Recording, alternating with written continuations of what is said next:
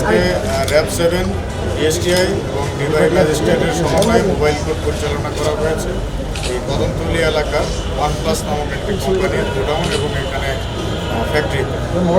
এখানে আমরা যে ব্যত্যয়গুলো পেয়েছি, প্রথম ব্যত্যয় হচ্ছে তাদের এই ফ্যাক্টরিতে যে মালামাল উৎপাদন করা হচ্ছে বৈদ্যুতিক সরঞ্জামাদি, এগুলোর ডিএসটিআইয়ের অনুমোদন নেই। অনুমোদন না থাকার কারণে ডিএসটিআই অনুমোদনের সাথে রাজস্ব সম্পৃক্ত, সরকারি রাজস্ব তারা সঠিকভাবে দিচ্ছে না, যে পরিমাণ উৎপাদন করছে সেটা।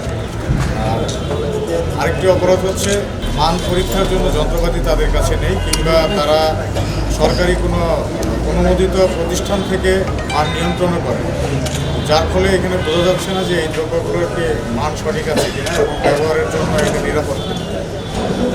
এই সকল ঘটনার প্রেক্ষিতে আমরা এখানে অভিযান পরিচালনা করেছি এবং এখানে তাদের বিরুদ্ধে যে রায় শাস্তি ঘোষণা করা হবে এটা আমাদের ম্যাজিস্ট্রেট মহোদয় কর্তৃক নির্ধারণ করা হবে এবং শাস্তি ঘোষণা করা হবে।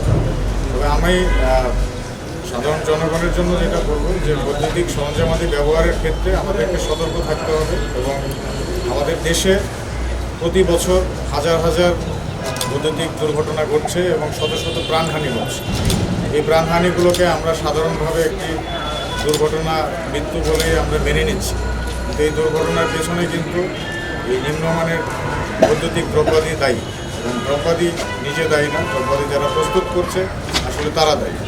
সাধারণ জনগণকে অনুরোধ করব যে বড় ধরনের কোনো দুর্ঘটনা ঘটলে অবশ্যই এই সরঞ্জামাদি যেখান থেকে এনেছেন সেই কর্তৃপক্ষ সহ তাদেরকেও দায়ী করে মামলা করবে।